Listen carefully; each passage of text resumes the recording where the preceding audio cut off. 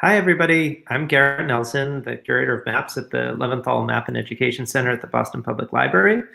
Welcome you to the fourth installation of our Angles on Bending Lines curator talks. If you're just tuning in, it's not quite 1 p.m. Those of you who have been to our previous conversations know that I've been starting these with a little behind the scenes tour of objects that didn't make it into the exhibition while we wait for our online audience to file into our online lecture hall and take their online seats. So welcome, everybody. We'll start around 1, our conversation with PJ Mode. In the meantime, I'm going to share. Let's make it a bit bigger. That's good. This is an object that we considered putting in the exhibition that didn't end up making it there, but still a really interesting kind of persuasive map. It is a 1913 map of Eastern Germany and Poland, published by a right-wing German organization that was trying to promote the Germanization of Poland and German settlement in its eastern regions. This image is actually from the National Library of Poland. We have a copy of this map in the Boston Public Library collections, but it's not yet been digitized. So this image comes from Polona, the wonderful digital library that the National Library of Poland runs.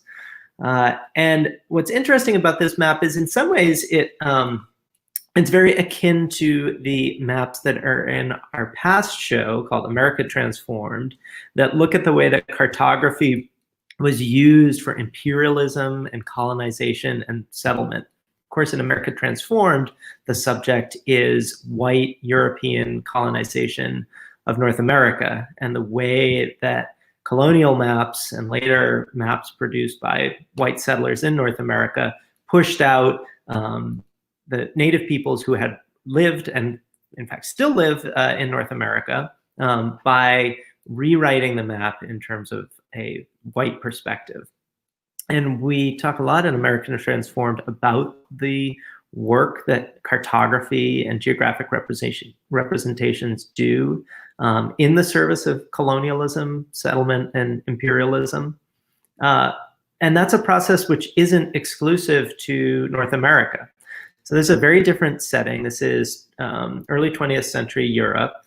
This map actually comes from 1913, and it was produced by a right-wing German group called the Ostmarkenverein, or the Society for the Eastern Marches, marches being a frontier territory. And what the Ostmarkenverein agenda was to essentially Germanize the eastern borders of the eastern regions of the German kingdom at the time. This is just before the First World War. Germans had their eyes on the area that is now Poland, was essentially partitioned between Prussia and Russia. And this map shows Polish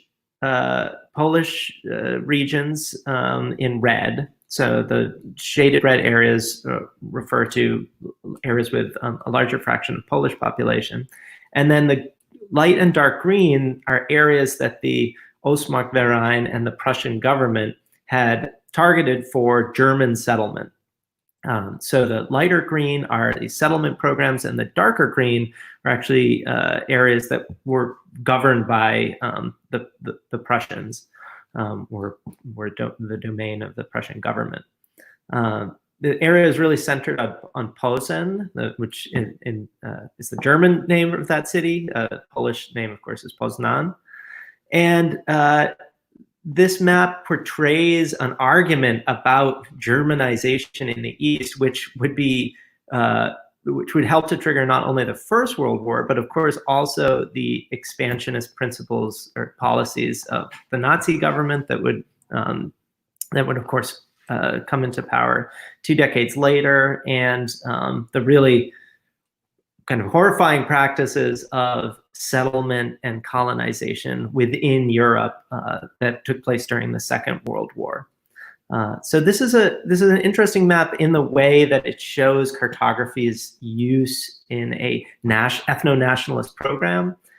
We have another ethno-linguistic map in our collections, one of Hungary, And this idea about ethnic identity, the connection of ethnic and linguistic identity to regions and geographies, and of course, one of the key through lines of late 19th and early 20th century struggles in Europe and, in fact, around the world. But this map is interesting in the ways that it takes these issues of colonization, ethnic identity, ethnic nationalism, and puts them in a European context, which is related to, but different from some of the colonial maps that we see in America Transformed. All right, it's just about 1 o'clock now, so we'll get started with our full program. If you're just tuning in, we were just doing a little behind the scenes tour of some objects that didn't make it into Bending Lines. But now I want to welcome you to the full program. Again, my name is Garrett Nelson. I'm the curator of maps at the Leventhal Map and Education Center at the Boston Public Library. And this series is called Angles on Bending Lines. It's our live digital series of talks about our new online exhibition, Bending Lines, Maps and Data from Distortion to Deception, in which we take a look at the many ways in which the maps bend the lines of reality and become more real sometimes than the evidence of our own eyes. In this week's talk, we are really excited to welcome one of the figures who's been most associated with the collecting persuasive cartography, the historian, collector, P.J. Mode. P.J. Mode grew up in Indiana, and he graduated from Cornell University with a concentration in what would today be called computer science, then spent 3 years on active duty as a naval officer, attended Harvard Law School, and worked for a Washington, D.C.-based law firm, and later as special counsel to Citigroup. Now, as a student and collector of old maps since 1980, P.J. Mode now focuses on researching and collecting persuasive cartography, which he defines as maps intended primarily to influence opinions or belief, to send a message rather than to communicate geographic information. PJ's collection lives at Cornell University, and the website, which Cornell has built for the Mode collection, persuasivemaps.library.cornell.edu, is one of the web's most fantastic resources for these types of cartography. The website features essays and resources in addition to high-resolution images and notes on over 800 maps. We've been really lucky in designing Bending Lines to be able to draw on the resources of the Mode collection at Cornell, and we're really thankful that our colleagues at Cornell have been such wonderful partners in sharing images and sharing resources. There are several objects from the P.J. Mode collection in Bending Lines, and when you visit that exhibition online, you'll find links back to the objects in the Cornell University Library System. So with that, I want to welcome P.J. to the stream. Hi, P.J. How are you? And thank you for the excessively kind words. Oh, it's great to have you here. In fact, another sort of behind the scenes sort of look at as we began planning Bending Lines, we sometimes referred to it as the P.J. Mode show because your collection and its availability online through Cornell has really, in some ways, defined the field of persuasive cartography and made it into a category for historians of cartography, historians more generally, and scholars. So it shows the way in which collecting and collections and libraries and museums can really drive an agenda. Well, you're very kind. Thank you. I was hoping before we get started looking at some of the objects, maybe you could just say something really briefly about how you came to be interested in this, how your collection came to live at Cornell. Well, it's a long story, which I'll summarize. You can find a lot of it on my website. I've collected various things since I was a kid. I was in Paris with my family in the summer of 1980. The Pompidou Center had just opened. We decided we wanted to see an exhibition there. It turned out there was a fabulous exhibition there of old maps, and I was hooked. I came home, I found a mentor, I began to collect old maps. I started collecting old maps of the world in the Americas, which many people do. I didn't have a lot of money. I would buy one or two nice things a year. But along with those things, I kept finding little interesting things on in shops and catalogs. This was pre-internet, and I would buy them. And over time, I realized that I was being drawn to maps that were very different.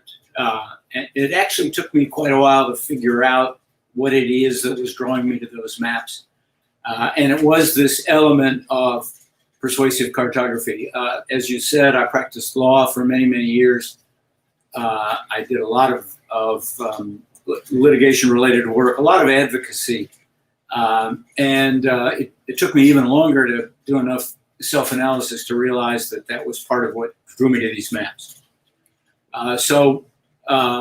The story of why I went to Cornell is really too long to tell, but it involves in part the fact that Cornell was able to give me the kind of website that you see, so that there's a portal where users can get background on the subject matter of persuasive cartography.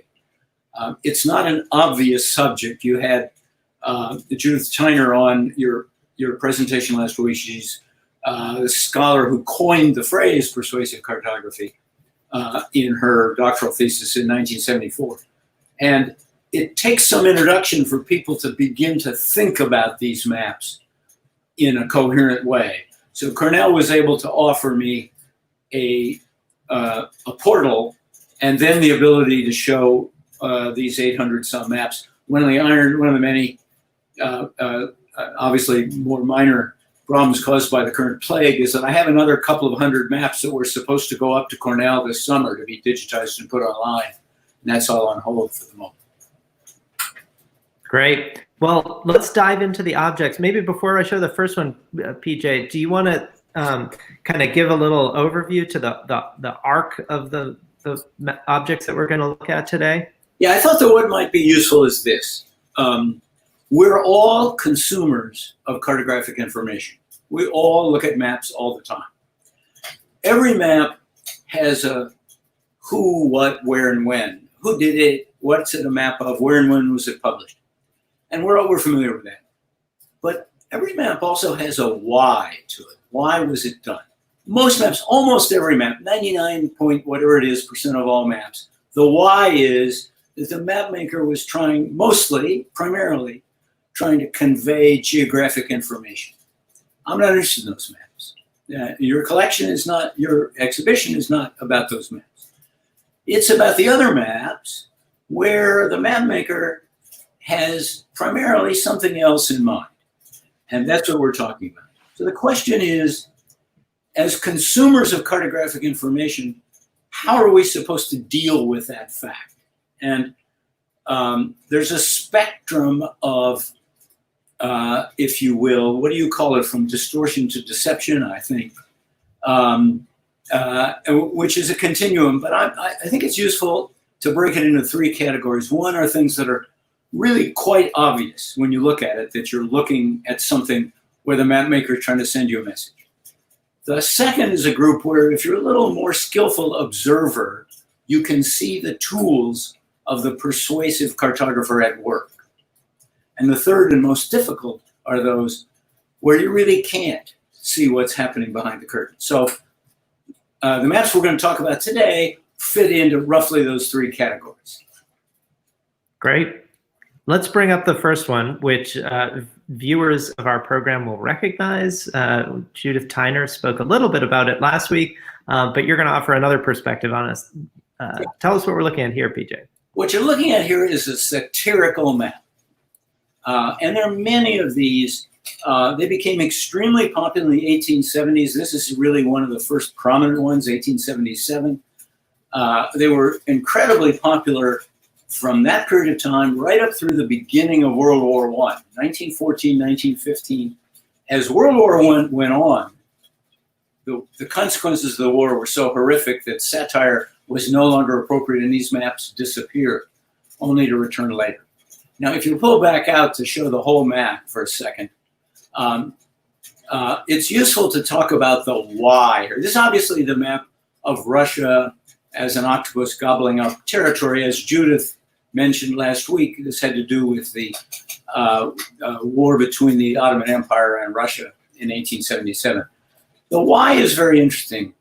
The Ottoman Empire had gone to war with Bulgaria and had massacred several 100,000 Bulgarian Christians. Now, if you'll zoom back in on the center of the map, you can see a skull there. You see that skull right there there you go. And there's a person labeled Turk with a pistol pointed at the Bulgarians.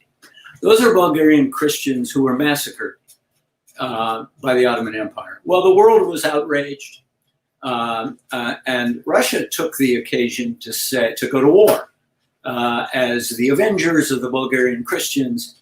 And not coincidentally, it was an opportunity for Russia to seize some territory from the Ottoman Empire. As I said, the world was outraged. The Brits were outraged, and much of popular sentiment was on the side of the Russians. But the conservative government in power in London did not want Russia to be too successful in this war. It did not want Russia particularly to capture Constantinople, which would have given it a warm water port on the Mediterranean, if you'll pull back out now, which would have been, if you look at the broad view, it would have given them a port too close to the new Suez Canal. And so this map was done by Fred Rose, who was a Tory. He was a civil servant, but a lifelong Tory.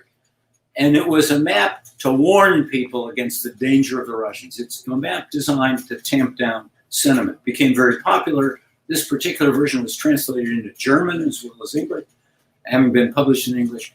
And to what extent this map was part of it, we don't know.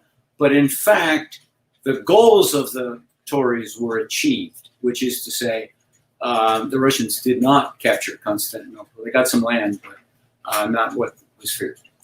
Basic point is satirical map. As a consumer of cartographic information, when you see this map, you know there's a message.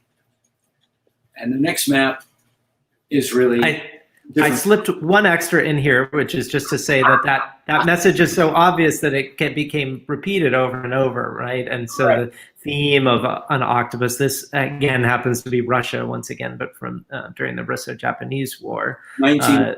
Right. This is in both our collection and yours as well. Right. But it's, one doesn't look at this map and think, oh, this is I would use this map to figure out the distance from St. Petersburg to London. You would look at this map and you would know almost immediately that it's trying to make an argument. Yeah, as long as you're using it, can you zoom in on the legend at the upper left? A wonderful question again for the consumer. This is a map done by a Japanese cartographer about a war between Russia and Japan. Why is this legend in English? This is a legend written in English. Mm-hmm. So the skillful consumer of cartography looks at this map and sees a little light goes on and says, there's something interesting going on here. What's going on is this legend basically says, don't worry about the Russians. We Japanese are going to wipe out their fleet. It was part of, I suggest, an effort by the Japanese to keep the English naval forces neutral in that war. And we really try to draw the reader's attention in Bending Lines to the importance of paying attention to the audience as well as the creator, right? To think about how these objects circulate in society, who can read them, where are they published, where are they printed, what are the sites of authority, right? If they're published in a highbrow magazine versus a penny press. So that kind of circles of communication shape the reception and the usefulness of these forms of cartography. That's a perfect segue to this map. In 1932, Antonio Salazar became the dictator of Portugal. And he stayed in power until the 1970s, so for 40 years. Throughout that time, Salazar was constantly upset that Portugal did not get the recognition within Europe and within the world for its importance. Beginning in 1934, he started to try to deal with it by holding a colonial exposition to highlight the importance of Portuguese colonies, particularly Angola and Mozambique, which were very large and contained very wealthy and very rich mineral resources. And as part of that exhibition, a cartographer named Enrique Galvão, created a map, the title of which in Portuguese was "Portugal is not a small country." This was a lovely map, 1934. It became hugely important as part of Portuguese political propaganda. It was reproduced over and over again. It hung in classrooms in Portugal. There are older citizens of Portugal who remember it from their classrooms, although I've never been able to find a classroom copy for my collection. Now, there must be some somewhere. They quickly hit on the idea, because not everybody was in a classroom, of printing it on postcards. So the Portuguese government produced postcards that said Portugal is not a small country, and these were originally in Portuguese. And then they said, wait a minute, we have a lot of tourists coming to Portugal. So they began producing these postcards in other languages. I have one in my collection that's in French. There are versions in German. And they all look roughly like this. This one is in English. And it's, if I'm not mistaken, Garrett, I think this is 1951. Yep. So this is, again, an example. You talk about language and you talk about longevity. This is an example of a message that had a long life. This is 1951 is already 17 years after the original use of this map.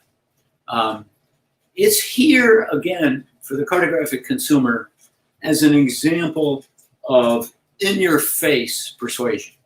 Mm-hmm. When you look at this postcard, there is no doubt here as to the intent of the map maker. He says so right at the top. The message is clear, it's powerful, it's overwhelming.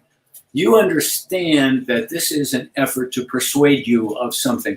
You can decide for yourself whether this is significant or not significant, but it's easy. This is an example of the persuasive cartographer whose work is easy to spot. Yep. A couple things just to add about this map too. Of course, it was produced by an agency which was literally called the propaganda agency of the Portuguese fascist government. And, you know, we in English tend to think of the term propaganda as automatically signaling a kind of devious, deceitful type of publishing or of public material. But of course, it just the term propaganda originally means just to spread something, right? To make something available, to propagate it. So, you know, on the verso side of this, it says that it is published by the in Portuguese, the National Propaganda Agency. So it's interesting to see it also. You know, it wasn't like they did not hide the fact that the government itself was standing behind this, but also the use of these kind of like almost mock cartographic symbols from the graticule, the grid lines here, to this non-functional windrows. This postcard makes its argument clear, but it also relies on these kind of quasi-scientific devices to make that persuasion believable, right? To say, oh, this actually is a accurate reference map comparing Portuguese territory, in this case, to the United States. And as you said, there are others comparing it to mainland Europe. Instead of going out of its way to blow up the areas or to compare in ways that were illustrative, this map relies on a combination between here's what you should think and here are the kind of cartographic pieces of evidence that should make you think that way. That's right. Okay, so now we're going to turn from the obvious use of persuasive tools to some more subtle uses. The persuasive cartographer has at his or her command a vast range of tools. There are a lot of different ways to send messages.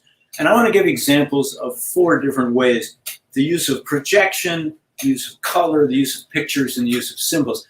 This is an example of the use of projection. This is a chart, a map, if you will, of the British Empire. It's very typical. There were thousands of these produced, particularly in the 19th and early 20th century. The tradition was always to portray the British Empire in red or sometimes pink. Judith talked last week about the use of red as a color. Red is very important. It's sometimes used as a warning, as a danger sign. But in the case of the British Empire, it was used for power. It was to show the power of the empire. These maps were almost always on the Mercator projection. Why the Mercator projection? Well, perhaps for a lot of reasons, but in the Mercator projection, the further one gets away from the equator, the more the size of territory is exaggerated. So if you'll notice, Canada is gigantic on this map because it is quite far away from the equator. So this is a very typical map, but there's something funny about that map. And Garrett, if you can show the whole thing now. If you look closely at this map, your first impression is it's a beautiful map of the empire. There's a lot of red. The British Empire is very large. And by the way, it's beautifully symmetrical. It's, as a matter of design, it's actually quite attractive. But there's something kind of funny here because there's Australia at the lower right and New Zealand. And if you look over here on the other side of the map at the lower left, whoops, there's Australia and New Zealand again. And while we're on the left, if you go up a little bit, you can see India and Burma. This is now what we would now call India, Pakistan, and so on. You can see they're right there at the left-hand edge of the map. And now if you swing back across to the right-hand edge of the map, there they are again. They get to appear twice. How do you do that? Well, a Mercator projection is a cylindrical projection. The globe is simply projected outward onto the inside of a cylinder, and the map maker just unrolls the cylinder. But it's not written anywhere that you can only unroll it 360 degrees. You can unroll it as much as you want. And I've got in my collection, I don't know, half a dozen maps, many of them by the same publisher, Bartholomew, which go to 380 degrees, 290 degrees, 420 degrees. This one is 490 degrees.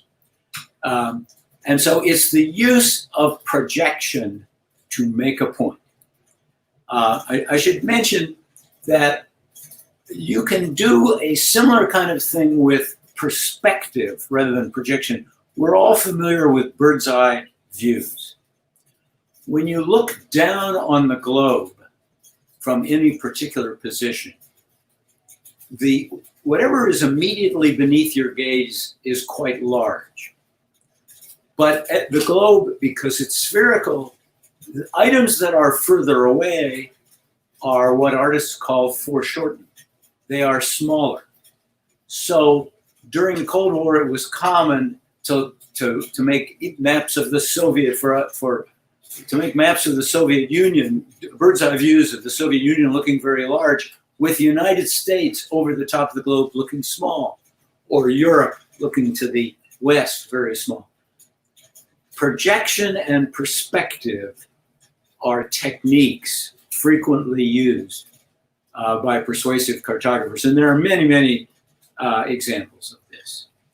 And something interesting about this map, with its kind of doubling over of the Mercator projection, is that there sometimes are reasonable justifications for doing so, right? So because the Mercator has to be cut somewhere, the edge of where you're going to unroll it, to use your metaphor, is always going to obscure the fact that those places are connected together, right? So we're very used to seeing 180 degrees being the edge of a Mercator projection, which obscures the fact that Eastern Siberia and Alaska are right next to each other, because in that kind of a map, they are on opposite sides of the projection. So sometimes, for example, you'll see this area duplicated with the Aleutian Islands brought over a second time on the eastern portion of the map, or Kamchatka and Eastern Siberia brought duplicated again over on the other side. So there are reasons for doing that, right? And one could almost argue that Bartholomew might have said, well, you know, we want to show the trade routes across the Pacific to show how New Zealand is connected to Hawaii and to the United States. That might have been a, you know, objective reason for doing this that would have been obscured if he had only gone 360 degrees around. But of course, there's that subtle extra benefit, right? We get to show Australia twice, we get to show India twice, thereby amplifying the coverage of the British Empire across the globe. So right. Let's jump here. Another use of red to make a very persuasive point. One of the things your viewers can't tell by looking at this is a huge map. I think it's something like 40 inches high. So when you actually see this map in person, it's quite a remarkable. Garrett's shaking his head. It's an unbelievably striking image. It comes for those who have ever been to our physical gallery, and you know the big niches on the right side of our gallery. This map fills almost the height of one of those niches, and it will when we finally put this show up in person. Yeah, it's a great map. It comes from a book written by a gentleman named Walter Vrooman. He was a socialist, and he wrote a book urging the adoption of socialism. And one of his principal points was to analyze countries all over the world and to prove that, in fact, everybody was already socialist. The state already controlled so much activity in so many countries that there wasn't much point in resisting it. And this is a map of New York City. It's called Showing Concrete Socialism in Red. And everything owned by the federal, state, or local government in New York City, in Manhattan, is shown here in red. And when you first look at it, it's quite a striking map. In fact, if you think about it for a minute, it's not terribly effective. And I actually tag it in my collection among what I call not very persuasive maps. Because all he's done is he's taken all the public parks and highways, roads and bridges, and put them in red. And this is not private enterprise that's been taken by the government. This is activity that even the most determined capitalists will be happy to have the government maintain. So again, for me at least, it's not very effective, but it's a great example again of the use of the color red to draw your attention, to make a point, and the power of color. I would say about color, if you're looking at a map and you're struck instantly, particularly by the color red, sometimes by the color black, a deep black.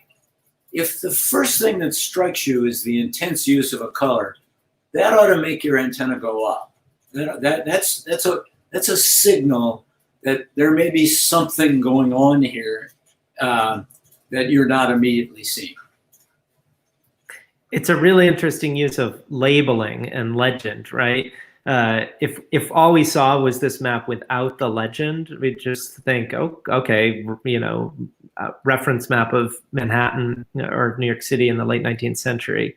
It's this almost coyly joking title, right? Socialism in red, and I love even the choice of typeface, and then small little there, there's private enterprise in white, sort of flipping, Verman trying to flip the argument about, you know, New York is already mostly socialist if one counts parks and streets and public buildings and bridges and the rivers as public land, public activity. And then there's just a little bit left over, white, as private enterprise. Why not continue going all the way towards a more full-fledged socialism? So it's really the use of this block of text that almost has like a subtle joking nature to it that frames this map in a very different way. All right, let's jump over to the next one here. Oops, there we go. Yeah, we may want to go through this quickly. This is a pictorial map, another great tool of the persuasive cartographer. When you see a lot of pictures like this on a map, there are a couple of possibilities. One is it may just be decoration. It may not be sending a message at all. That's quite true, for example, of service station, oil company maps from the 60s, 70s that are designed, or state maps. But sometimes the pictures are sending a message. This is a map of the Public Works Administration in action. It shows what's going on, and there are different pictures of the projects that have been built all over the country. The important thing about this map is it doesn't really, the geography doesn't matter much. In other words, it doesn't matter much to the viewer of this map, at least to most viewers, whether this new school was built in Louisiana or Oregon, whether the dam was built in Kentucky or New Mexico, whether the airport was in Florida or California. What matters is that there are schools and dams and airports being built by the PWA. And it's basically, if you will, a political map designed to help sell the importance of this program. Not coincidentally, it was published in 1935, which is the year before a presidential election. These pictures are a form of symbol, if you will. And it might be useful to move on to the symbol question because it's a broader subject. One of the most interesting and pervasive tools of the persuasive cartographer is the symbol. These days, we open our newspaper every day and we see maps of the United States with black dots or red dots showing us where the coronavirus has spread or is growing, or where there have been recent demonstrations. Sometimes these are in black and sometimes they're red. Sometimes they're small dots, sometimes they're large dots. Those dots are symbols. The pictures you saw in the previous maps are symbols. And the cartographer has vast control over symbols. What choice of symbol, where to put them, how large they should be. We talked before about maps of the British Empire. Brian Harley, a historian of cartography, who was extremely important, particularly with relationship to maps of this kind, wrote in 1988 that as much as guns or warships, maps have been the weapons of imperialism. Now, if you look at this map, if you can zoom out and look at the whole thing again, Garrett, if you look at this map, this comes from something called the Children's Encyclopedia, published in 1910, intended for children. Flags of a free empire, these are the emblems of British power throughout the world. And these giant maps have been placed all over the globe, and you can see they cover pretty much everything except South America and Russia. Of course, nobody would be interested in that. And Garrett is zooming in now right on the Caribbean, which is quite particularly interesting. Because if you look at the Caribbean, what the map maker has done is he's put one of these maps on Belize, British Honduras, another one on Jamaica, and another one on the Bahamas. And those three maps cover the entire eastern United States and good part of the southeast, down to Texas as well. So what the Brits couldn't accomplish in the War of 1812, Arthur Mee had accomplished by this map in 1910. This is a terrific example of the use of symbols. And if you look at a lot of persuasive maps, you can see everything, again, ranging from tiny black and red dots to maps like this, and in some cases, skull and crossbones, any kind of a symbol. And that's a particularly important signal to consumers that they're looking at a map that's where the maker is trying to accomplish something else. You should be thinking about what else is going on. And there's a similarity here too, as I mentioned with the Mercator projection wrapping twice around the globe. There are reasons that cartographers use symbols, right? Symbols are recognizable. Symbols help us process complicated information in simple terms. There are many cases in which symbolization makes a map readable, right? If we looked at an aerial photograph of the United States, it would be really difficult to pick out state capitals.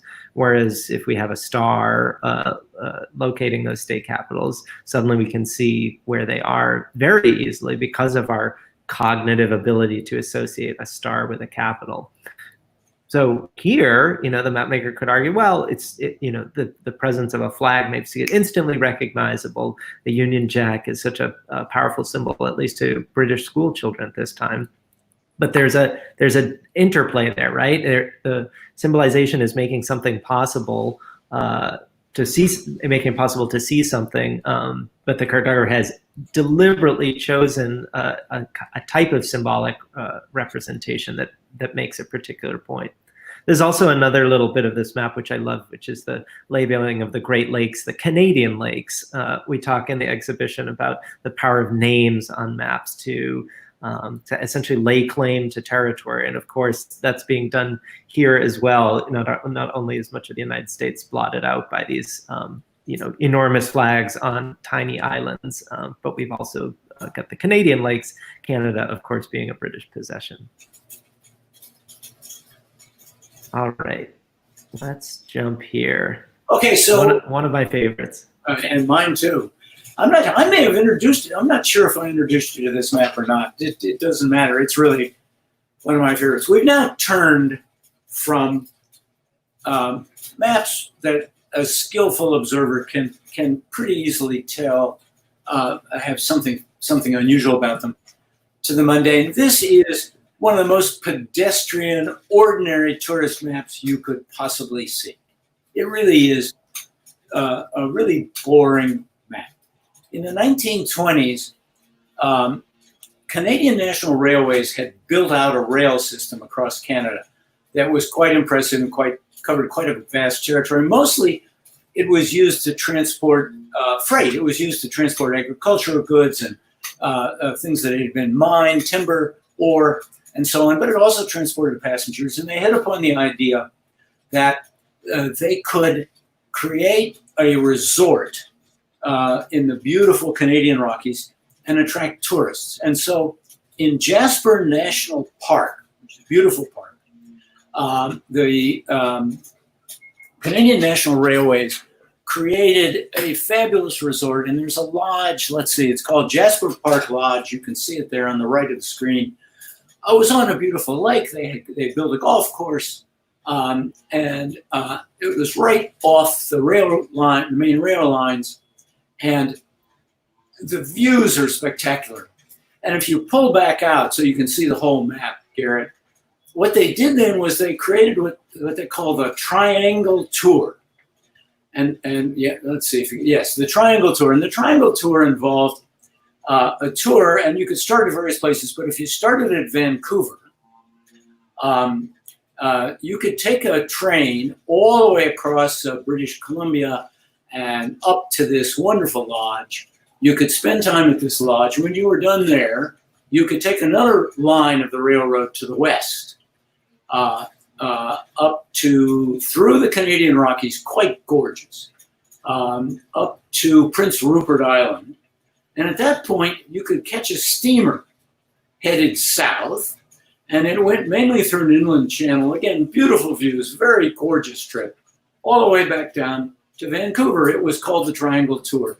It was a tourist attraction, and it was the scenery was fabulous. For those who wanted fishing or boating, these lodges were fabulous. It was a great tourist attraction. And so they created this map. It was one of the maps of their and they had a lot of maps like this. And again, there's the text with the map. Here's the problem. If you pull back out, the problem with this map is the scale at the western side of this map is profoundly different from the scale on the eastern side of the map. All the stuff in between is just fake. Somebody has taken some imagery of the Canadian Rockies and dumped it in there without any place names. There are no place names in the center of this map, on the sort of western 2/3 of this map until you get to the Pacific. And they've twisted and disoriented the map in a way to achieve several objectives. And when Garrett and I first talked about this map, I said to Garrett, I'm GIS illiterate. I don't know how to do what I would like to do, which is I would like to find a way to lay this map on top of real world geography and show people how much distortion there is. And Garrett said, I can do this. So why don't you show people what you did? So one of the interesting things about this map is it does maintain the real places of the railway stations, which made it pretty easy to take the original map and reference it back to the real geography of where those railway stations are. Right. Some of them have, of course, been abandoned, but the rail lines certainly still exist.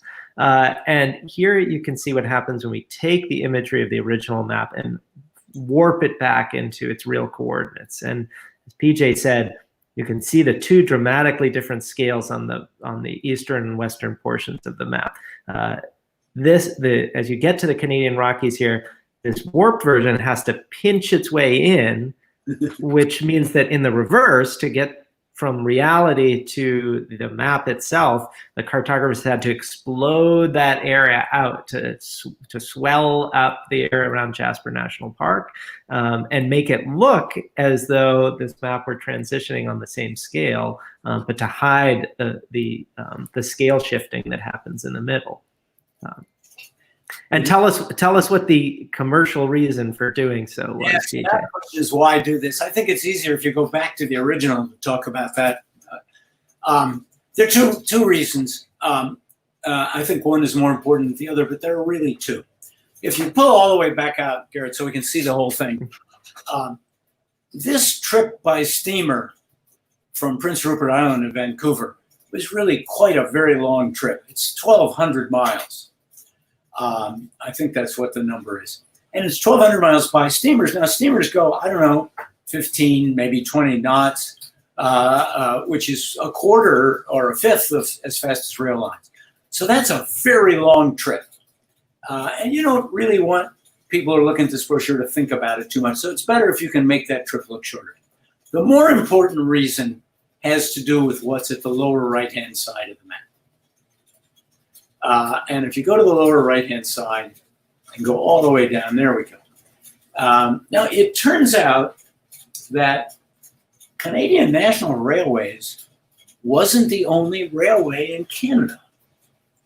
The Canadian Pacific Railway also had rail lines that went across Canada.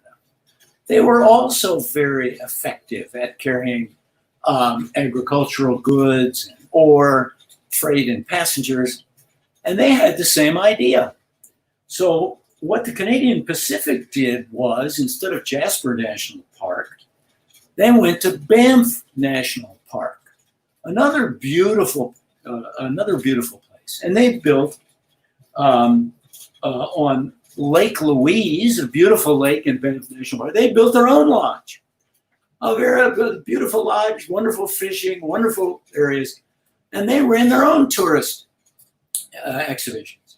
This map is crafted to completely obliterate the area of Banff National Park and Lake Louise, where the competing rail line was.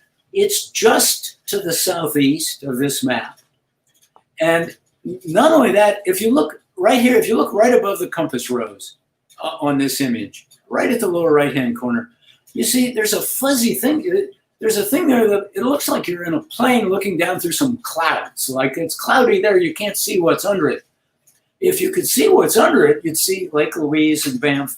Banff may be just off the map, but you might see part of Banff National Park, and they didn't want you to do that, so they just put a bunch of what looks like clouds over the lower right-hand corner of the map to keep you from seeing their competitor's map. Just to show that on the warped version, you can actually see, here's the town of Banff. Right. This is Banff National Park. So, if this map had not done its scale shifting, obviously it would have included the Canadian Pacific's line that runs towards Calgary. Right. But what they've done is they've taken this area, Jasper, and blown it up so that it pushes Banff and the Canadian Pacific's route right off of the map. Interestingly, just as a humorous aside, the Canadian Pacific Railway published a competing brochure, but they didn't go to so much trouble. What they did was, where you have the title, the title of the map is in a box. And instead of having a little title like this one that appears on this map, their title box is huge.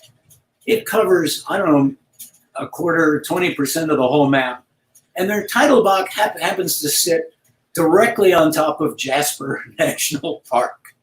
So they kind of did it the easy way. They didn't pay cartographers a lot of money to distort the map. I added this one into our talk just to briefly say that, of course, railroads distorting their own areas was a common technique then and now. This is an example that's a little more local to the Boston Public Library. This is that map of the Boston, Concord, Montreal, and White Mountain Railroad. That last place, White Mountain, was added to the company's name when they realized that they could market to tourists who were discovering the mountains in exactly the same way that the Canadian lines had begun to market the Canadian Rockies. And this map stretches New Hampshire and Vermont by a factor of almost 3 to emphasize the BC&M's routes into the White Mountains, and also to obscure the competing lines that approach that area from the east. A very similar story about recreation, cartographic presentation, and different rail lines competing against one another. And we show these two maps in comparison to one another in the exhibition. All right. We don't have a lot of time, so I'll try to do this very quickly. This is a map from the 1884 presidential election. This is Cleveland running against James G. Blaine. Cleveland was the Democratic candidate. Blaine was the Republican. The Congress had helped fund the building out of transcontinental railroads by giving railroad corporations the rights to certain land depending on where and how much they built out rail lines. The way this project was administered was quite a scandal. There was a lot of bribery. Blaine himself had been caught in a bribery scandal. And this map was published by the Democratic Committee. The Democrats, part of the Democratic platform. And it says, if you go up to the title, the whole thing up there, how the public domain has been squandered. The Republican Congresses gave away this money to railroad corporations. It's a scandal. And it was a major element in an extremely dirty, vicious political campaign. And if you look at the map, it's a huge amount of land, a gigantic amount of land. And if you could zero in on Iowa just for a second, or near Iowa, that's fine right there. Iowa is where a lot of railroad lines crossed. And so as you can see from this map, 90% of the land in Iowa had been committed to railroad companies as a reward, if you will, as compensation for the money they had spent to build out the transcontinental railroad. That's just one example. The map as a whole was an extremely powerful icon. And this map lived on for decades after the 1884 presidential campaign. It appears in a socialist tract published in Kansas in the 1930s. It appears in textbooks in the 1930s and the 1940s, including one of the most respected textbooks of its time, Morrison and Commager on the Growth of the American Republic in the 1930s. The problem with it is it's false. It's just not right. In fact, it's based on bad data. The amount of Iowa to which the railroads had a right was not 90%, it was 13%. Now, 13% is still a big number, but it's not 90. And it's similar with the rest of the states.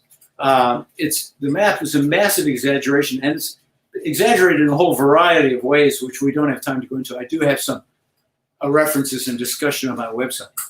The point is that looking at this map, just like looking at the triangle tour map we looked at before, there's really no way for anyone other than the absolutely most sophisticated consumer of information to realize what's going on.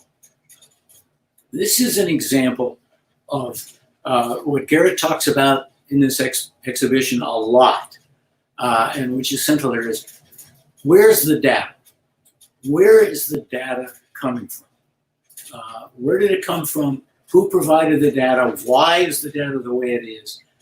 And does the data look right? These are very hard questions.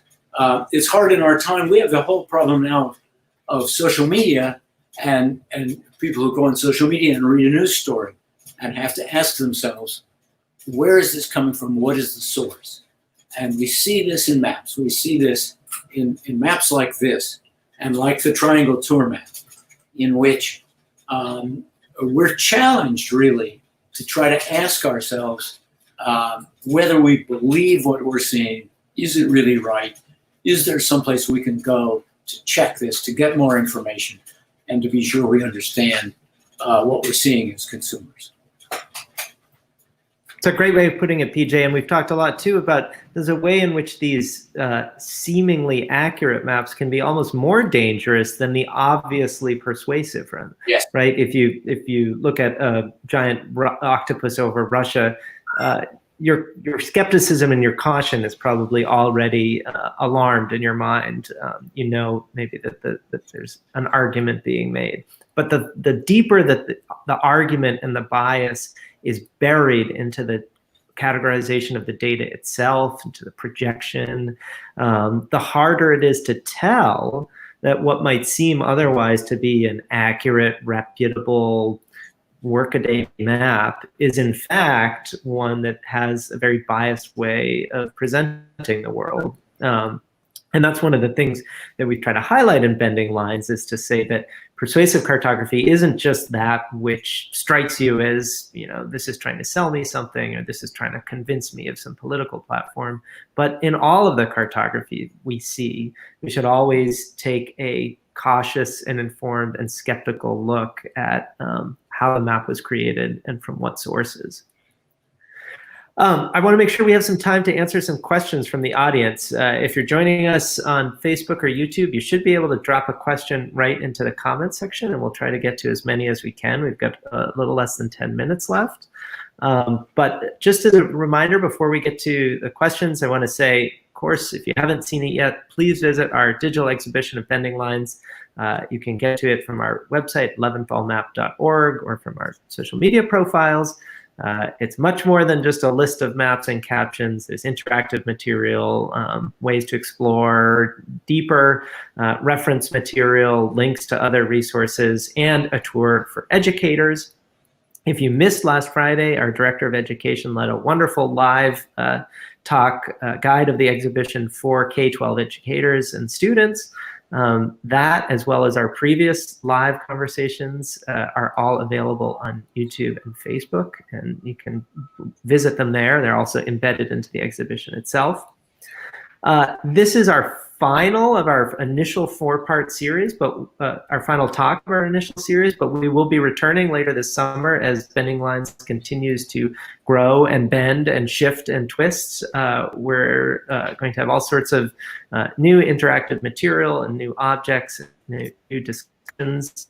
So check back often to see what we are up to.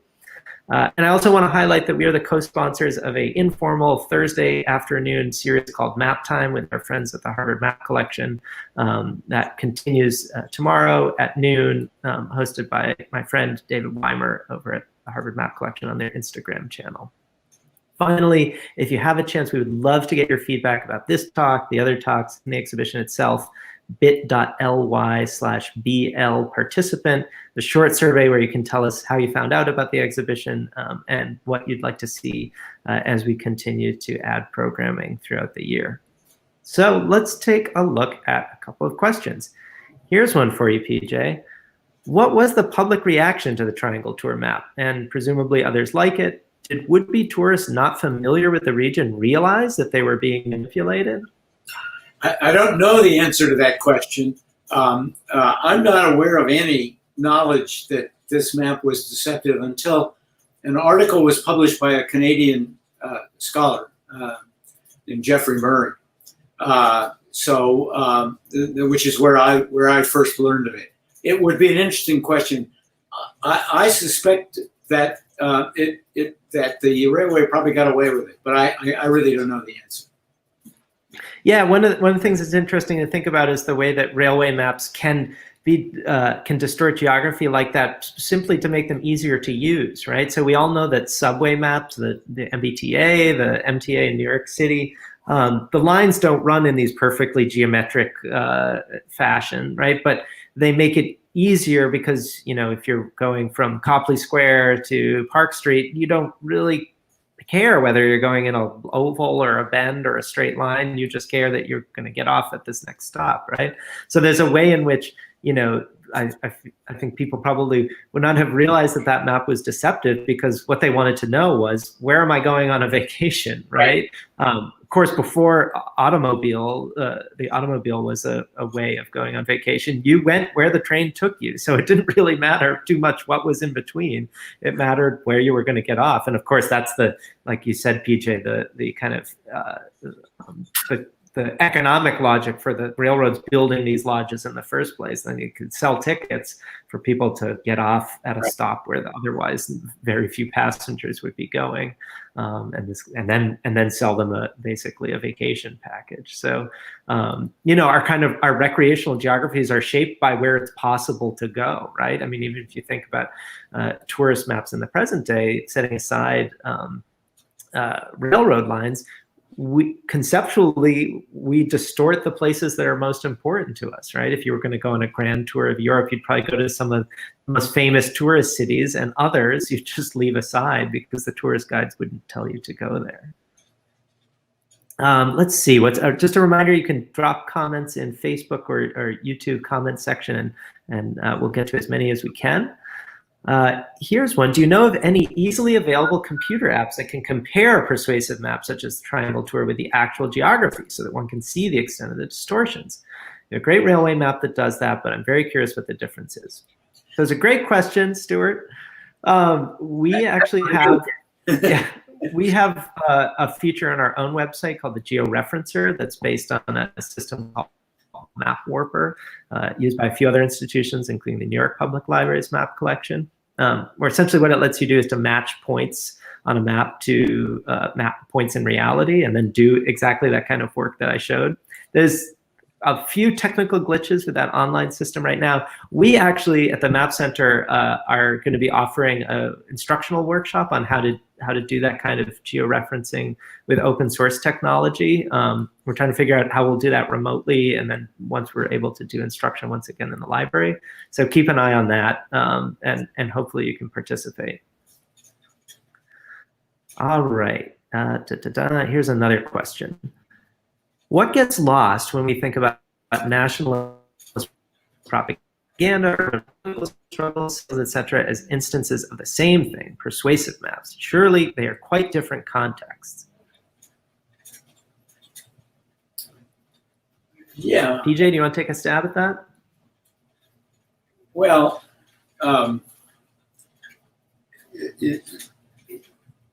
yes, they are different contexts of the same question. There's no doubt about that.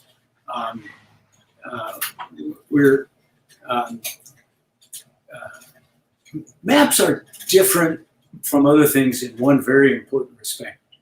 Maps are uniquely trusted in the world.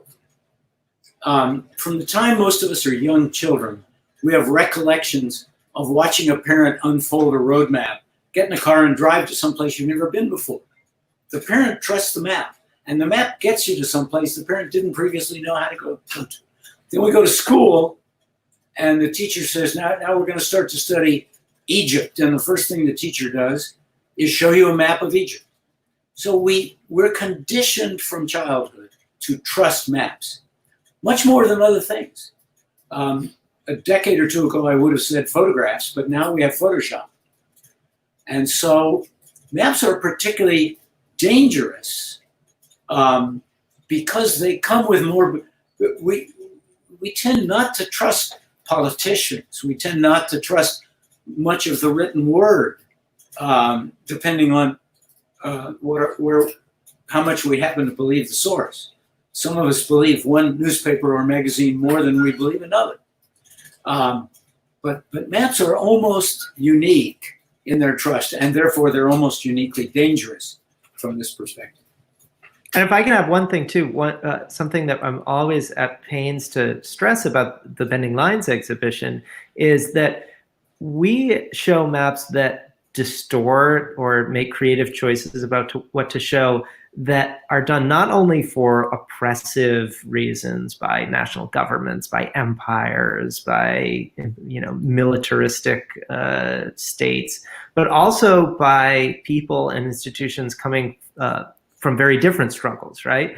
One can use cartography to illuminate the stakes of a social struggle against power and against oppression. And we have maps in the exhibition that one might say that they're distortive or deceptive, but they're doing so for a emancipatory or a liberatory agenda. So paying really close attention to what the cartographer is trying to do, what sorts of institutions or movements or historical moments they're connected to, is as important as thinking about the technical and visual methods by which they are re-representing the world. So to think about, the power of distortion, not simply as the tool of the powerful, but also as something which can fight against power as well.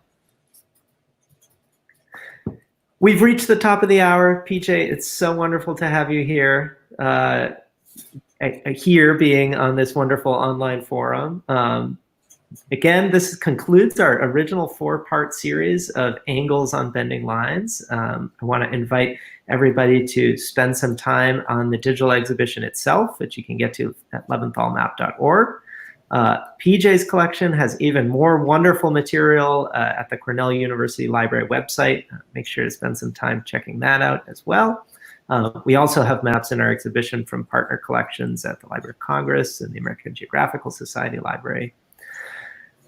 Until then, until the next set of events, as I mentioned, later this summer and fall, we'll be doing more digital events as we figure out what our plan is for back and see what we'll be doing in the next few months. But thanks again, PJ. It's been great to have you here. My pleasure. Thank you. All right. And I'm Garrett Nelson. I'm the curator of maps at the Leventhal Map and Education Center, the Boston Public Library. Again, check out our exhibition, Bending Lines, Maps and Data from Distortion to Deception, and I'll see you later this summer.